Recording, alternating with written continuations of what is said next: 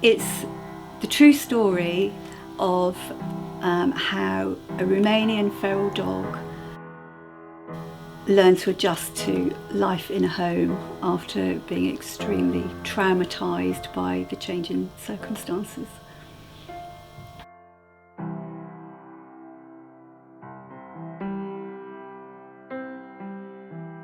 It will appeal to people who are kind of quite curious about the psychological aspect of our relationship with dogs.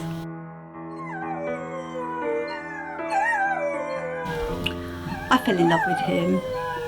It was easy to fall in love with him. I fall in love with all the dogs who've come to me immediately. With Charlie, I hadn't planned on adopting another dog. My plan had been to carry on fostering and let each one go off to a new home. I'd been fostering a lot of older dogs from Oldies Club, and I was planning on going back to that. But Charlie was so terrified, so anxious, it wouldn't have felt right to move him to another home. I think he wouldn't have coped well at all with a change, and he did need very specialised care, and I was concerned at the impact it would have on another family, you know, if they had a dog who was as terrified as Charlie was.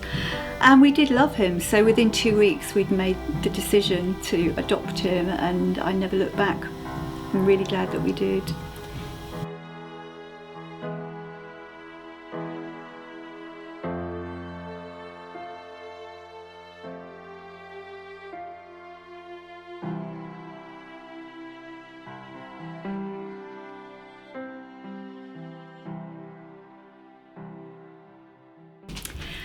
Really, it was the fact that I kept a journal when Charlie first came, and I realised that he was such an unusual dog, shall we say. He was much wilder than any other dog I'd ever met. The way that he reacted to things was very different. You know, he was very immediate in the way that he responded to everything. He was incredibly fearful. I spent the first few months trying to find ways where I could just help him relax, help him feel comfortable, read him very accurately so that he did feel more comfortable, and also protect him and the people around him. So it was really the fact that I kept this journal of his progress, that I talked to Mark Beckhoff by email about him not long after Charlie was to say, do you have any research on feral dogs? And he'd emailed and sent me all of these wonderful papers on the feralisation of domestic dogs, but pointed out that in fact there weren't any papers on the domestication of feral dogs because it hadn't been recorded yet, hadn't been written about. There was a study taking place at that time. And so it was really that combination of seeing Charlie develop over a period of just over 2 years, and keeping notes as I went along for my own interest. I wasn't intending to write a book in the early days at all. And then just thinking, actually, this could help other people who have very fearful dogs, very anxious dogs or very aggressive dogs, if I write it all down, Charlie's story and how I worked with him. Plus, there was an enormous amount of interest in Charlie on Facebook. He had a huge following of people from all over the world, which was just wonderful.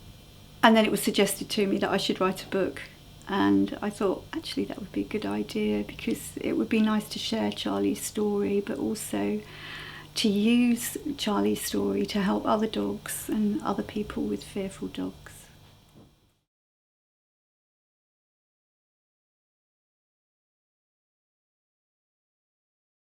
I think for books, especially animal books, their range is just incredible. I've got a number of Hubble and Hattie books, and I love all of them. And I'm very pleased that talking to Jude earlier on, she's going to be sending me some of the new ones that are coming out too, that I'm really excited about. So it's lovely to have a publisher who really specialises in that area, who loves animals, who really cares about animals, who does their bit for rescue animals too. So yeah, I'm really delighted that Jude liked the book so much and wanted to take it on. Mark Beckhoff. Yeah, he is just amazing. I think I've read all of his books actually. A fantastic scientist, incredible writer. Everything that he does just absolutely brims with compassion. So yeah, he's a massive hero of mine. Of course, when Charlie had first come to me, I'd contacted Mark and said, do you have any information on, papers on the domestication of feral dogs? And he'd sent me his papers over on the feralisation of domestic dogs, which was the other way around, but did tell me there's one in progress. But I found he was very supportive, very interested in the fact that Charlie was with me as well, because it is quite an unusual situation. So really, when we were thinking about who we could ask to do the foreword, Mark was the first person that sprang to mind, and I didn't know whether he would agree to it or not, because he's an incredibly busy person. And when he agreed, I was absolutely over the moon. So thank you, Mark, if you ever watch this.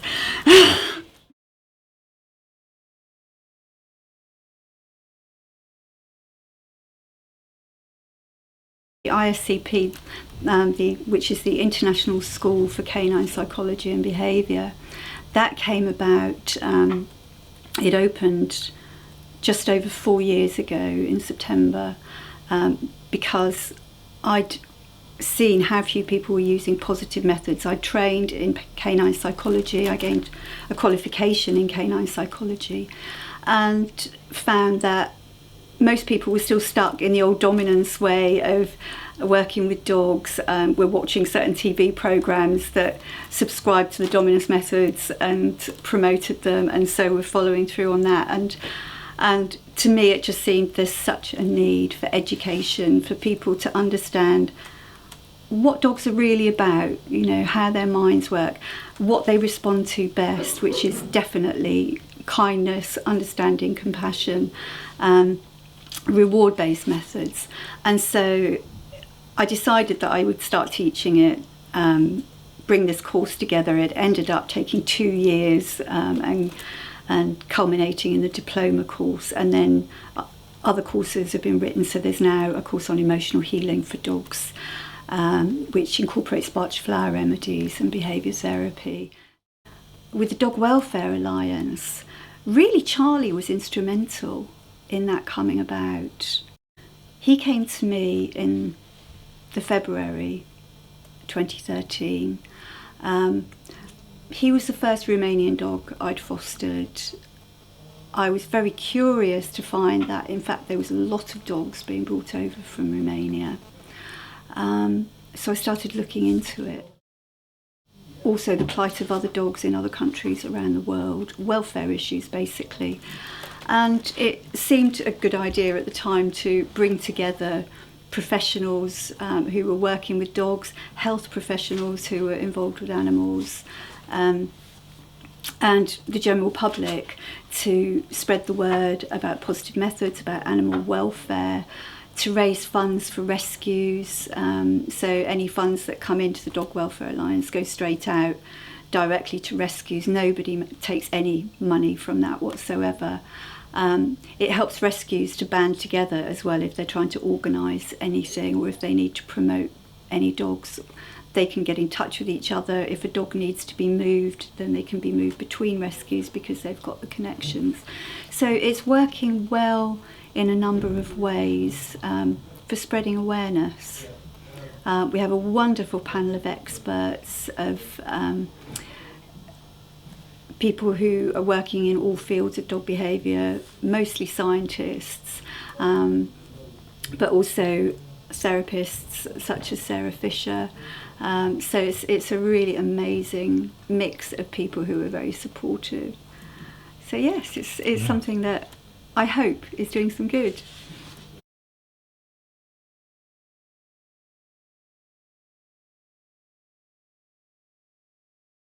I think we both learn very similar things from each other, really. Trust, which was the focal point of our relationship. It was the central aspect of it, and everything had to be built on trust. For Charlie, with me, he had to learn to trust me, to feel comfortable with me. But also I had to be able to trust him as well as working on developing his trust. And there were times in our relationship, especially around the 7-month period when he exhibited extreme aggression issues, where it was difficult to trust him. And so really that was the cornerstone, the foundation of our relationship for both of us. And it helped the two of us develop it into something that was very special for me, and I think was very special for Charlie, because the bond that we had was quite extraordinary. Love, without any doubt whatsoever, there was love on both sides in our relationship. Charlie knew that he was loved, and I'm in no doubt that he loved me. He had lots and lots of ways of showing it. Taking responsibility, I had to be very careful to make sure that Charlie felt safe, respected, that his nature was respected, but also that I could keep other people safe around him and other animals safe around him during times when that was necessary. And I think with Charlie, he took a certain degree of responsibility for me, which sounds maybe quite a strange thing, and it's something that I wouldn't encourage in a dog. I feel that it's our job to be responsible for our dogs, rather than for them to have to feel responsible for us. But there's a story that I tell in the book where Charlie saved my life one night, very likely, where I woke up and I couldn't breathe, and he galloped through. He was running backwards and forwards next to my bed in this state of complete panic. He understood that something was very wrong, and then ran into my daughter's room and couldn't wake her by barking because she was wearing headphones, because he did like to have his early morning call, very early in the morning, and so he nudged her with his nose in his paw until he woke her up and brought her through, and woke her up very quickly. So my goodness, what a thing to do, what an incredible gift. But he felt responsible for my safety just as much at that moment as I'd felt responsible for his safety.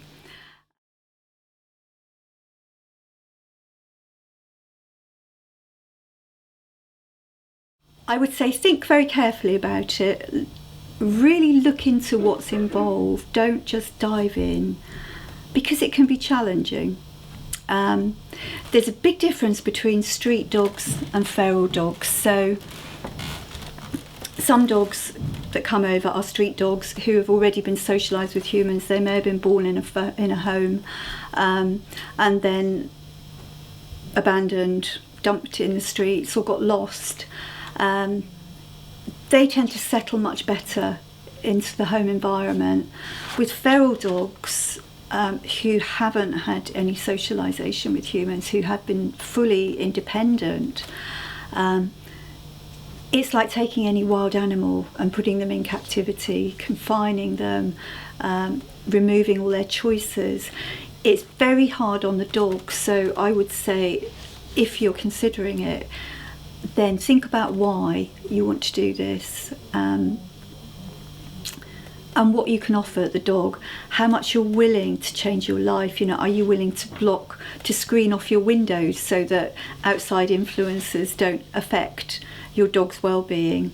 Are you willing to stay home most of the time so that you can monitor your dog and make sure that they're okay? Are you willing to very carefully monitor who comes to your home and to keep that to a minimum? To not bother with going on holidays or going away or anything like that in the period that it takes for your dog to adjust to home life, which can take a very long time.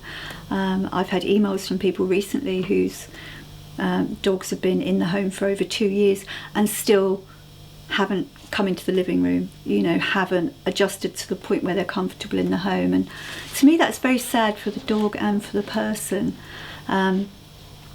So I would say, think about what could be involved. Look at the worst possible situation, the worst possible case scenario, so that you're prepared for it. And then if it turns out that your dog just settles in and goes, oh, this is just wonderful, here I am, and there's no problems, then fabulous, that is just great. If not, at least you're prepared. And if you need help, please visit a qualified, reputable behaviourist who uses positive methods. Don't listen to the advice that people around you give, because people tend to pick up advice from all over the place and it may not be appropriate for your dog.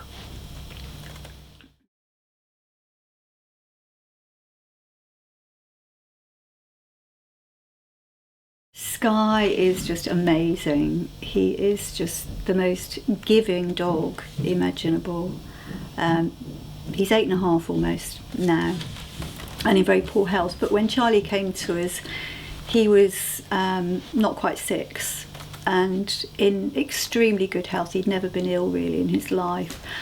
Lots of energy, and he'd gone through lots of foster dogs coming to us, also 3 adopted dogs. I adopted 3 elderly greyhounds, and he was just wonderful with all of them. So with Skye, he was like this mentor. He's the soul of patience, is Skye. He's just absolutely wonderful. And I don't think that Charlie would have coped as well as he did and adjusted as well as he did if it hadn't have been for Skye. He was instrumental in that process. Okay.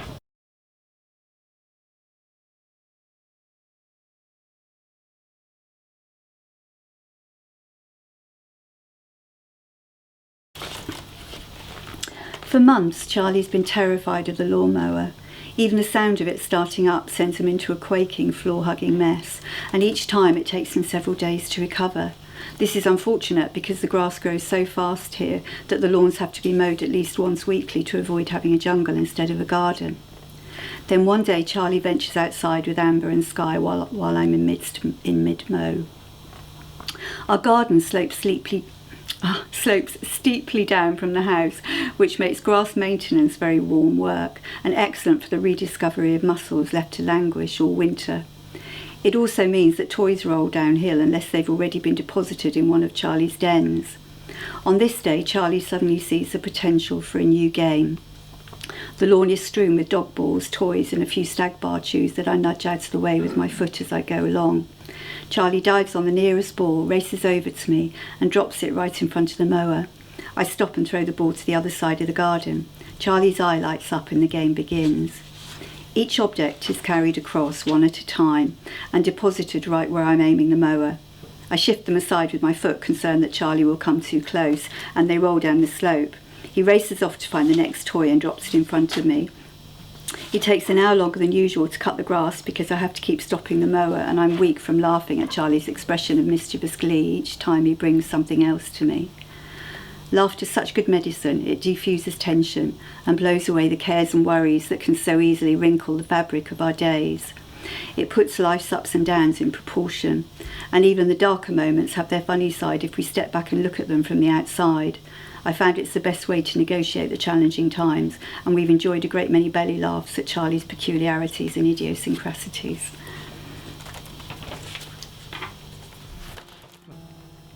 He was very special and he touched a lot of hearts, and I'm very grateful for that, because a lot of people went on to adopt rescue dogs because of Charlie's story, and that is lovely. And also people took that step of going and supporting rescues, which maybe they wouldn't have done if not for Charlie. So his legacy has been really quite beautiful. But it's still hard, I still miss him. Even now, it's what, it's 8 months over the next few days since we lost him.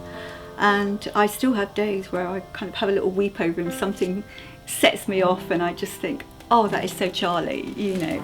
I still dream about him. And I think the book, in a sense, keeps him alive. I think he enjoyed his life. I think his life was shorter than it should have been, much shorter than I would have wanted. But I think Charlie lived life to the full, you know. He was